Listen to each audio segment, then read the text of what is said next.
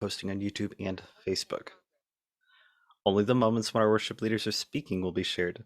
Congregants' videos and voices will not. Now is a great time to find your chalice, grab your favorite morning refreshment, and get settled into today's service. Thank you.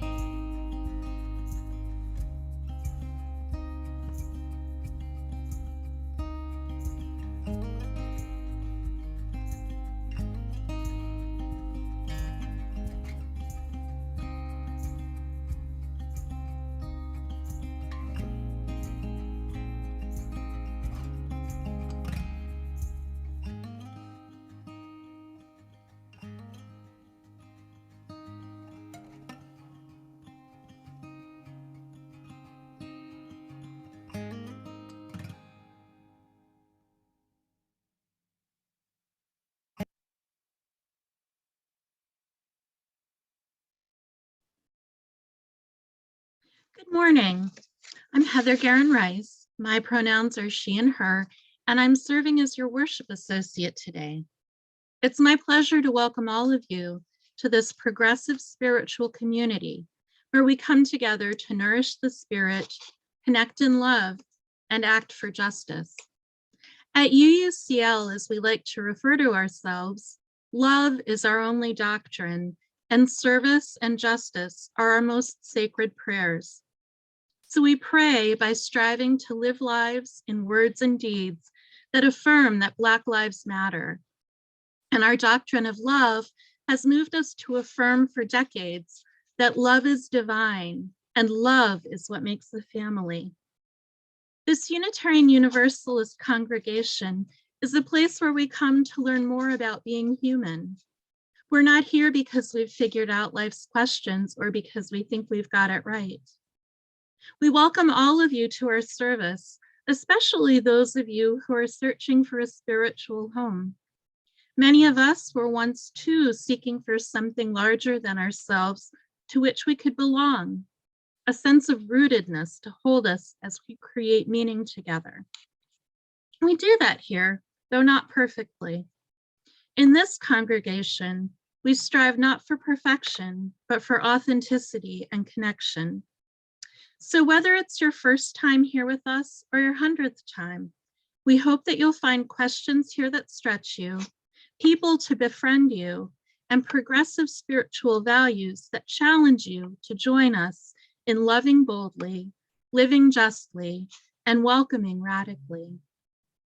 It's a practice of this congregation to affirm the inspiring wisdom and perspectives that both lay and ordained people bring to this community.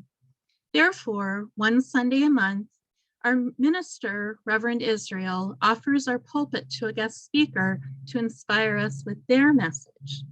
This Sunday, our guest speaker is Andrew Mashas.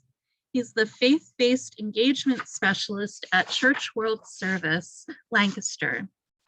He has been a friend and ally with refugees and immigrants in Lancaster County for the last several years. He lives in Lancaster with his wife Hillary and their two sons, Theodore and Simon.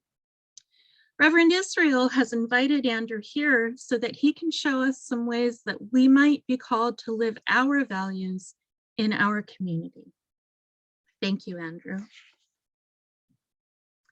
Let us now enter into sacred space as I light our chalice beloved symbol of our Unitarian Universalist movement.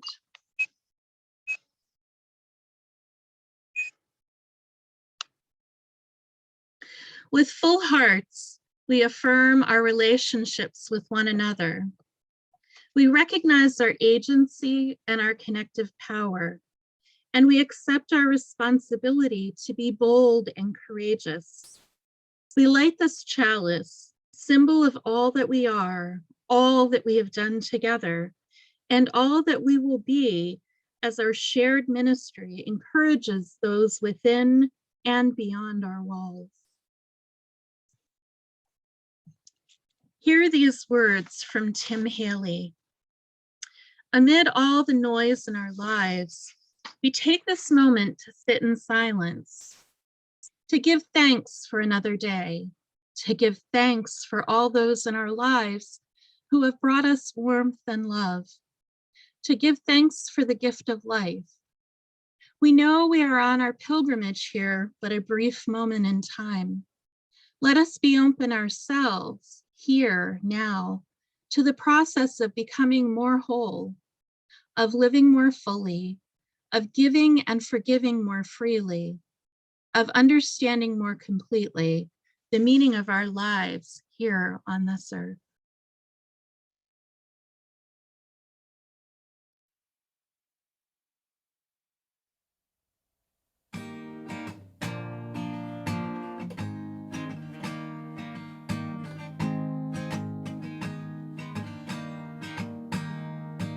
When our heart is in a holy place, when our heart is in a holy place, we are blessed with love and amazing grace. When our heart is in a holy place, when we trust the wisdom in each of us, every color, every creed and kind, and we see our faces in each other's eyes, then our heart is in a holy place. When our heart is in a holy place, when our heart is in a holy place, we are blessed with love and amazing grace. When our heart is in a holy place, when we tell our story from deep inside, and we listen with a loving mind, and we hear our voices in each other's words, then our heart is in a holy place. When our heart is in a holy place, when our heart is in a holy place, we are blessed with love and amazing grace. When our heart is in a holy place, when we share the silence of sacred space, and the God of our heart stirs within, and we feel the power of each other's faith, then our heart is in a holy place. When our heart is in a holy place,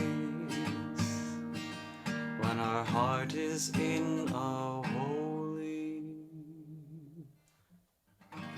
place.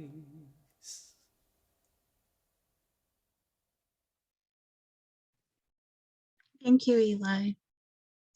So we have a story this morning, and if there are any younger people who would like to come forward, in our love letter, Lenore shared a coloring page with us if you feel that you would like to color while we're telling this morning's story. Nelson was worried. He had been worried about something all week, and this afternoon it was going to happen. During cleanup at church school, he decided to talk to his teacher, Lilia. "Nelson, is everything okay?" she asked. Well, not really. My Nana Elsa's moving in with me and my dad's today. It sounds like you don't want her to move in, Lilia said. Her house will be too crowded, Nelson said. And now I'll have 3 grown-ups telling me what to do, my grandmother and my dad's. Lilia took a minute to think, and she said, you know, Nelson, both your dads are my friends, and I know your grandmother too. I know they all love you very much. It takes some time to get used to her living with you, but I think it's important that you welcome Nana Elsa, even though you're worried, Lilia said. Welcome her.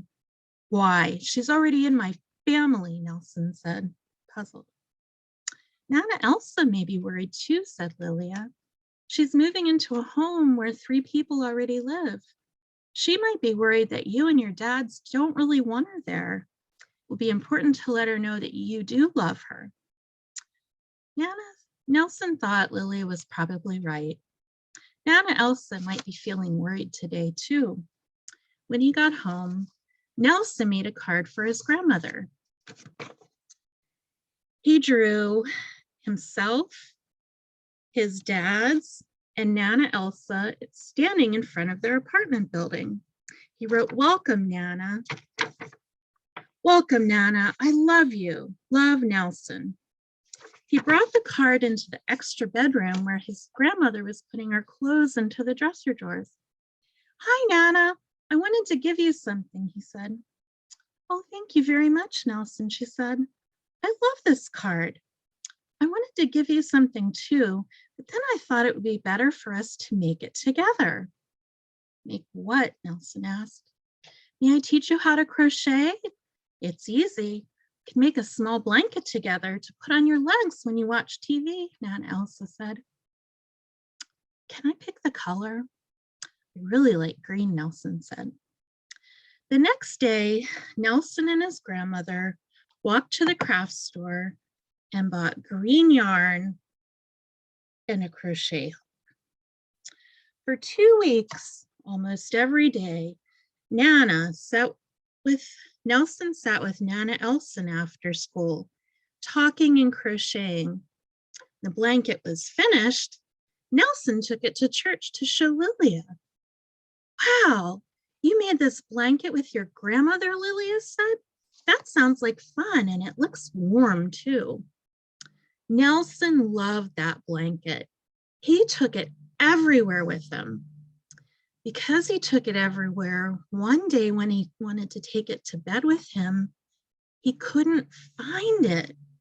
Soon the whole family was looking for it, but the green crocheted blanket was gone. At bedtime, Nelson was still upset. Nana Elsa sat on his bed and held his hand. Nelson, I hate to see you so sad, she said. But Nana, we made that blanket together. I love it so much, and now it's gone, he cried. I know you feel bad, but you know, Nelson, the most important gift was not the blanket, said his grandmother. It was the time we spent making it. You made me so happy when you welcomed me into your home. I wanted to spend time, special time with you making something, and we did that. The real gift was the time we spent being together. We will always treasure that time and our love for each other and our family. Nelson looked up at Nana Elsa. He rubbed the tears away from his face. He realized his Nana was right. The time they spent together was the real gift. And he realized he was glad now that his grandmother lived with him and his dad's. I love you very much, Nana, he said. I love you very much too, Nelson.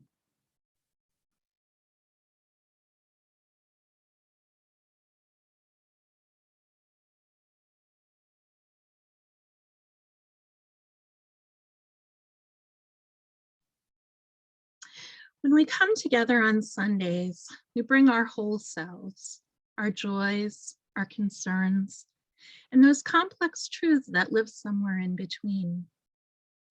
We know that sometimes sharing those joys multiplies them, and sharing those concerns can lighten them. This morning, We invite you to share in the chat in 15 words or less any joys or concerns or complex truths that are part of your story. If you include your name, write from and your name, we'll say your name, and if not, we won't. And I will place a stone for you in our bowl of community.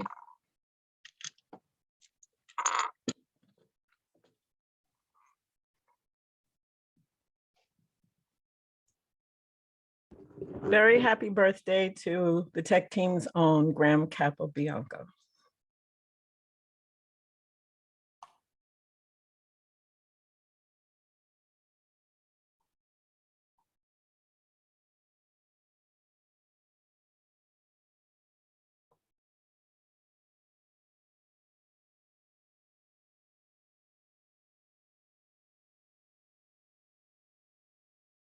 Prayers for Nancy and Jessica's family. From Kelsey, thankful for my students and their parents as we work together in the second half of our school year.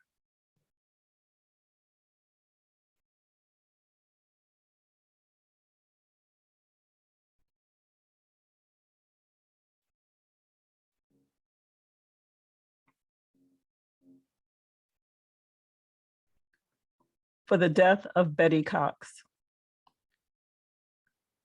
Joanna, a stone for the banning of multicultural books in the US.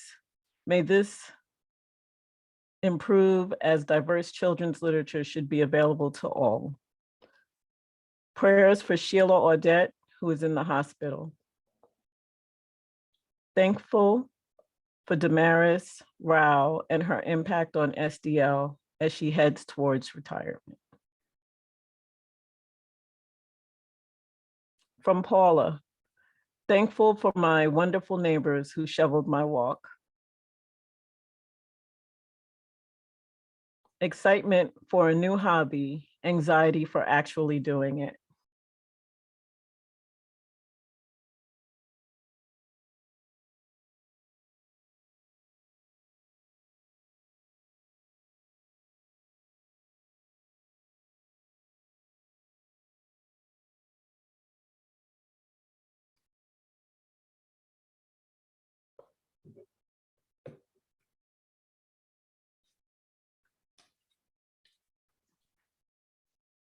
And a final stone for those joys, concerns, and complex truths for which we do not yet have words.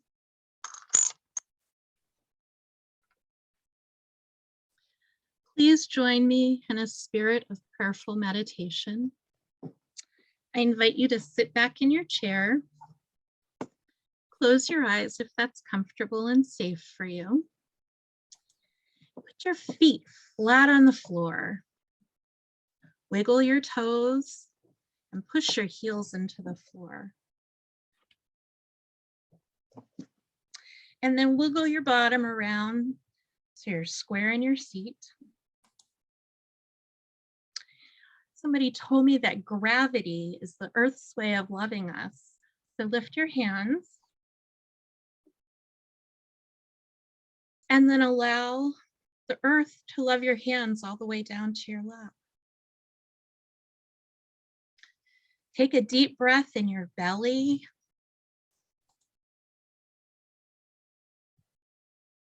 And another one.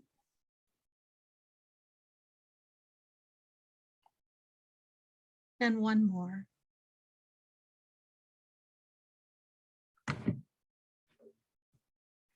Put your hand on your heart and feel that beat. And know that everyone has that little beat, that same one, and that's something that connects us all through the world.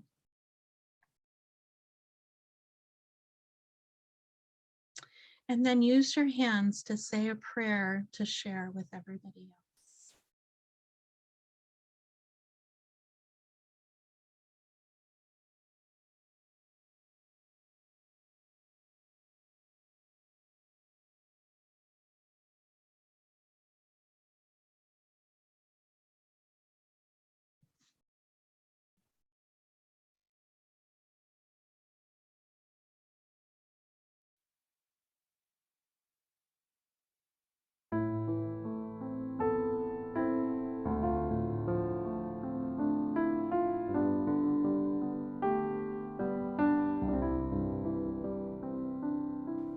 Spirit of life,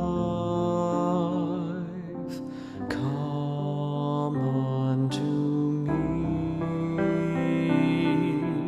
Sing in my heart all the stirrings of compassion. Blow in the wind, rise in the sea, move in the hand, giving life the shape of justice. Roots hold me close, wings set me free. Spirit of life, come to me, come to me.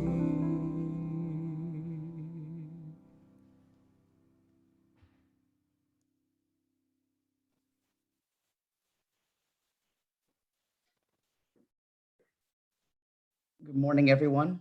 I am hoping that you all can hear me okay. Maybe a thumbs up if you can. Okay, excellent.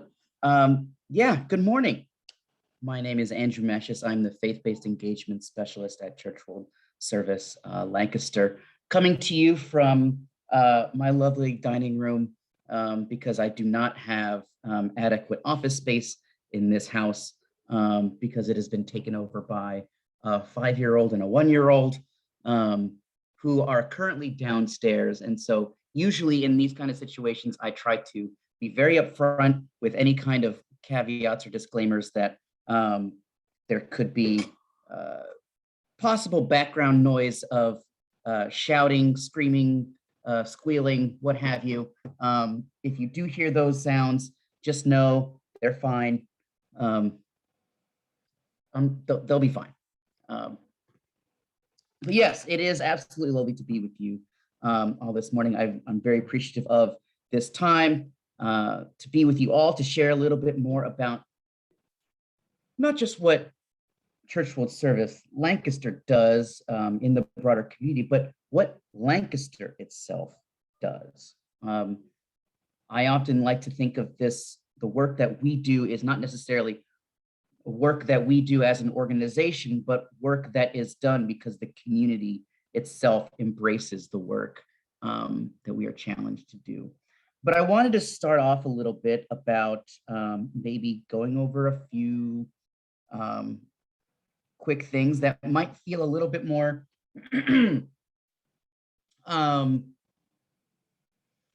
organizational jargon more than a traditional homily, but hopefully that's okay. But I do feel compelled to say, just in case there are folks who don't exactly know what Church World Service Lancaster does. So Church World Service Lancaster is committed to showing welcome to refugees, immigrants, and asylum seekers, and other uprooted people within the United States into our Lancaster community who are seeking safety and opportunity to rebuild their lives.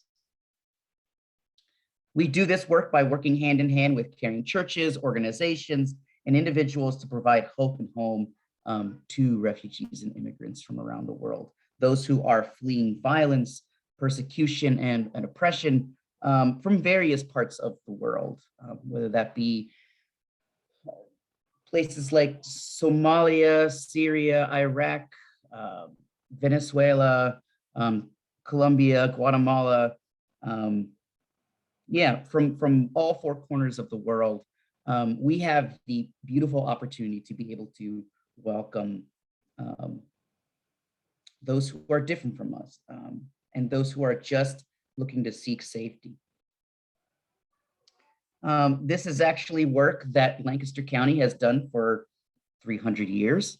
It is nothing that I think escapes who we are. My own personal ancestors of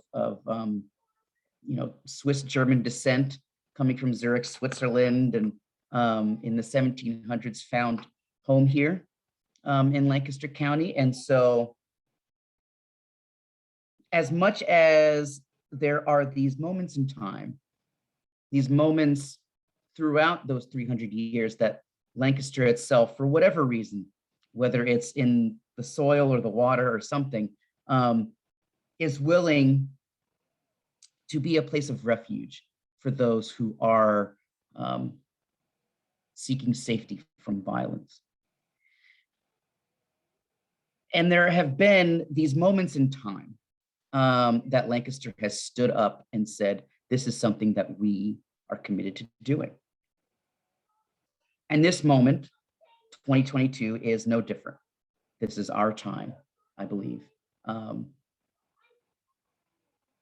part of what it means for this to be our time has made me reflect a lot about a very significant chunk of my life, actually a very significant chunk of all of our lives.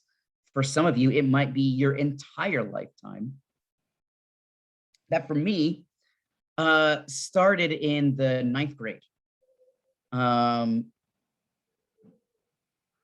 grade, specifically second period American history class, if I remember correctly.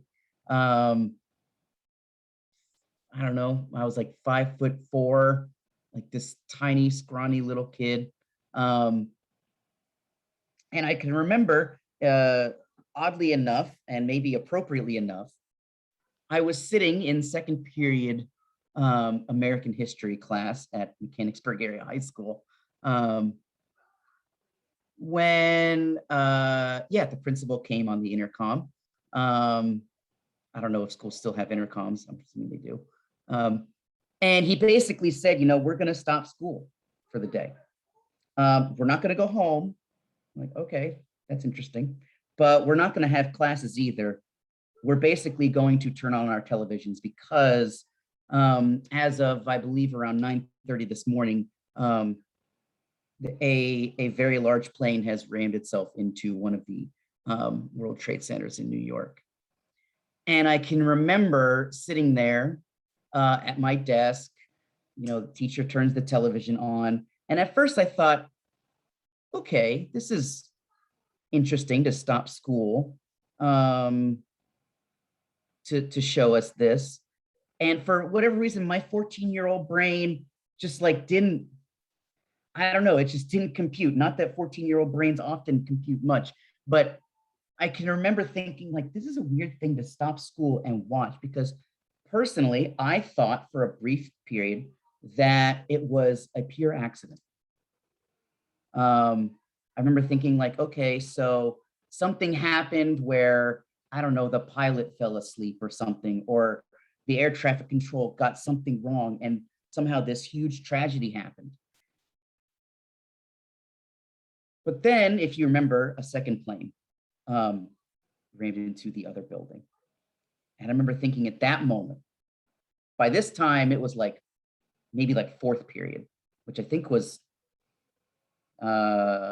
human bio at that time. I remember thinking oh, this is real. This is not an accident. And this is going to change the entire trajectory of our lives forever. And it did.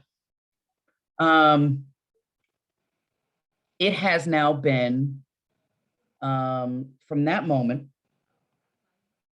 to today, something that has basically been a part of my entire worldview now for the last 2 decades.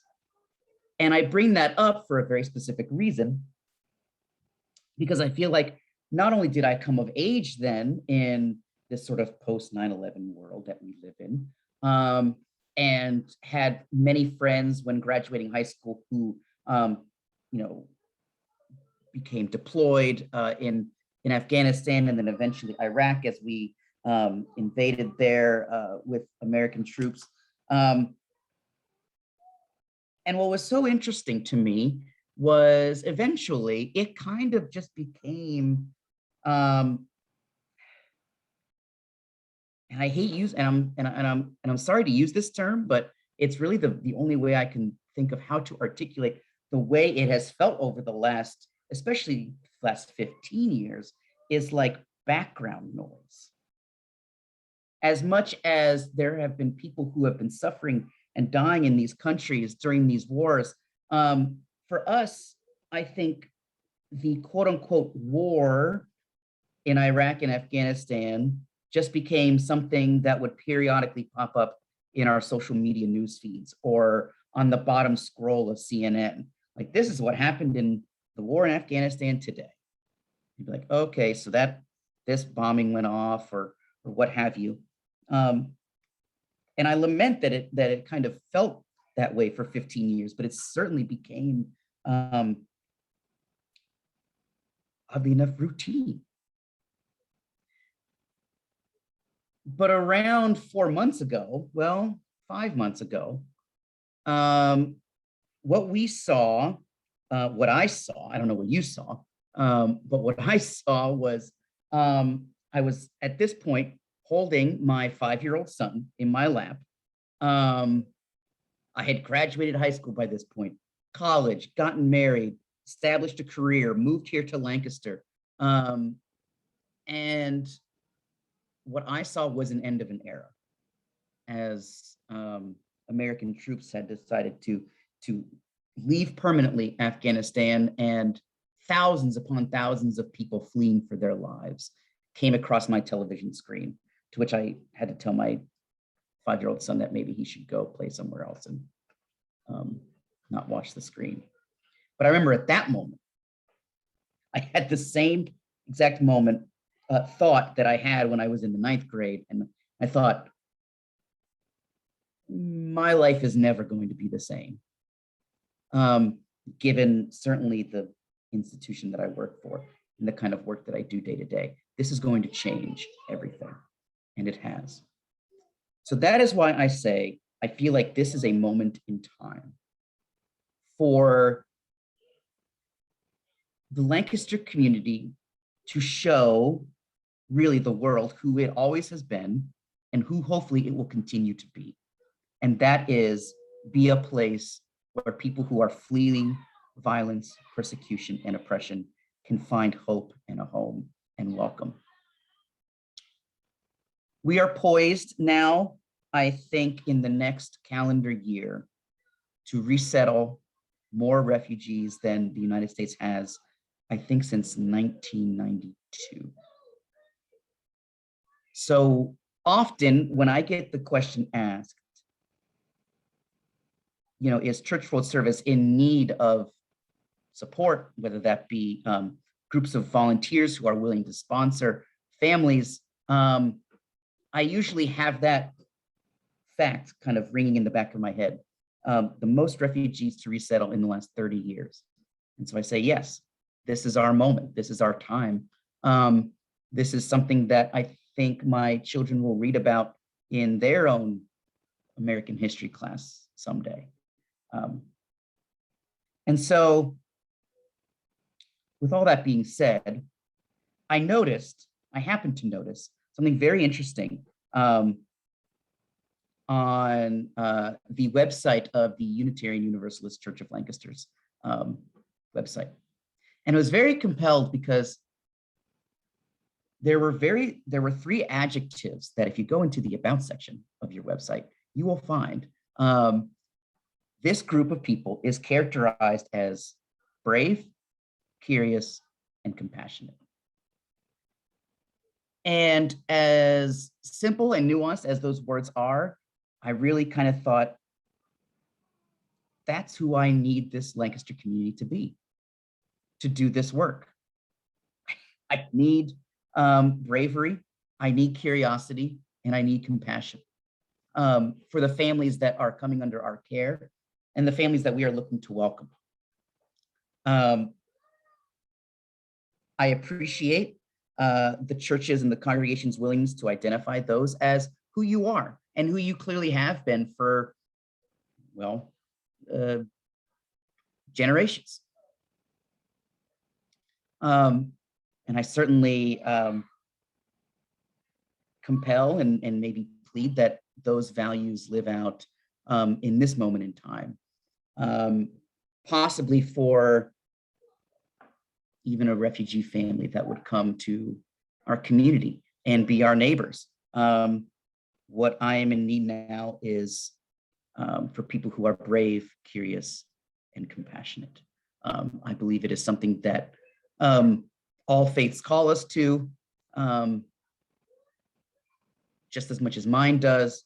And so, yeah, I believe and challenge you all to consider what that could mean for you as individuals, as a congregation, as a group, for at least one family. Being able to change the world is a daunting task.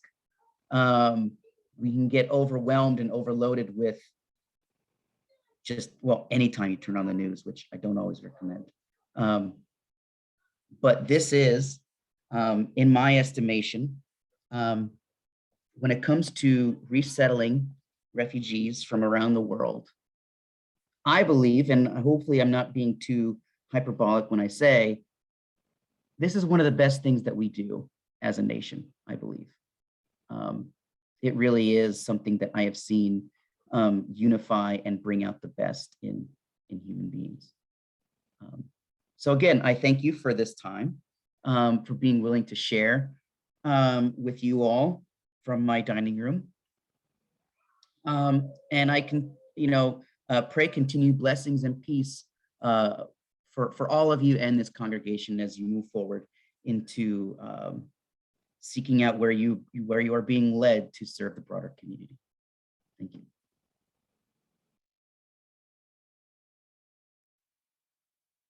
Come, come, whoever you are, wanderer, worshipper, lover of leaving, ours is no caravan of despair.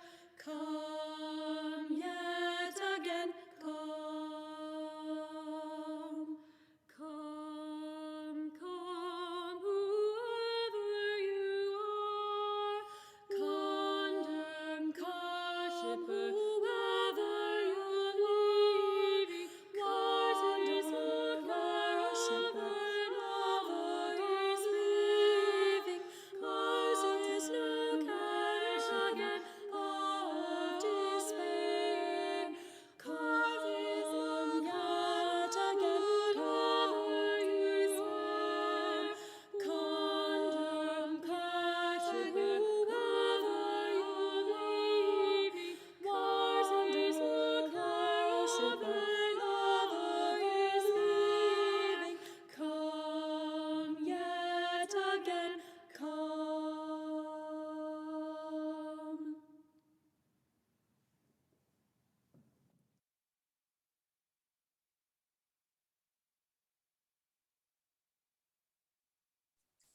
We now take an offering as an outward expression of our interdependence within this church and in the wider community. You can support our work as you are able by texting the amount of your donation to the number on your screen or through the Contribute tab on our website at UUCLonline.org. This month, we share half of the offering with Crispus Attucks Community Center, a nonprofit that supports the preservation of African-American cultural heritage and empowers youth and families to reach their full potential. Please give generously. Thank you.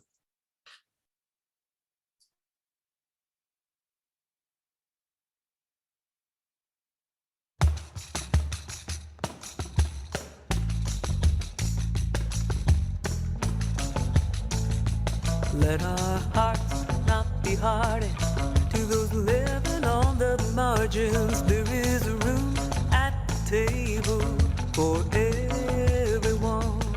This is where it all begins. This is how we gather in. There is room at the table for everyone.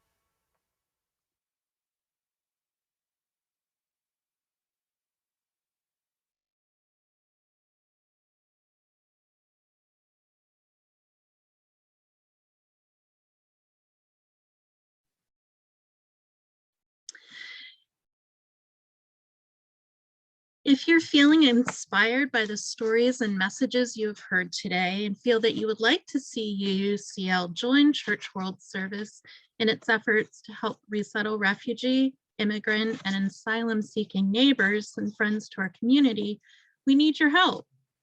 UUCL has access to grant funding to provide financial support to this effort, but we will need organizational and volunteer power to make it happen.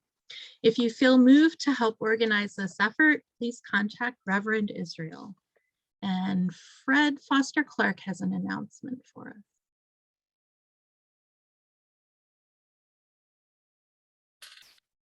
Yes, as many of you probably have read in this week's newsletter, the Board of Trustees has authorized the development of a survey of congregants so that we can learn more about what people are needing in terms of spiritual support and connection as our doors remain mostly closed and as we continue to consider the possibilities for reopening.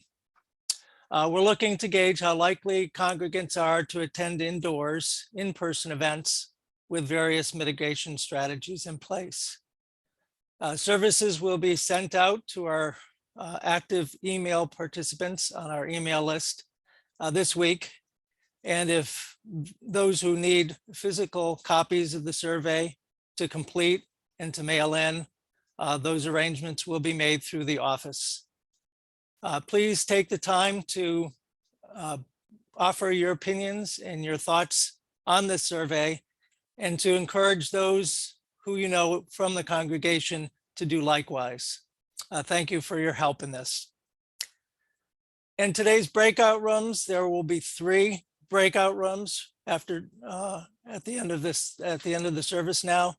The first is a service reflection and question and answer with our guest Andrew, who will be there to talk more about Church World Services and refugees. The second breakout room is a social breakout room for just after service coffee hour time. And the third is a joy, sorrow, and complex truths room. As always, these are by your own decisions to join. At any point, you can switch rooms, leave the room, or leave the meeting entirely. Once the screen appears with a list of rooms, you can simply check which of the rooms you would like to go to. That will cause a pop-up screen to come and you need to just simply say join the room and everything should be fine. If you have any troubles or if this process is new to you, please unmute yourself and or type a message into the chat, and one of the co-hosts today will be there to help you. All right, so I'm opening the rooms. They will go for 45 minutes. It's a little earlier today at the end of our service. So at that point, if there is interest in continuing the rooms, we'll check in with you and we may extend them a little bit longer, but right now they're set to go for 45 minutes.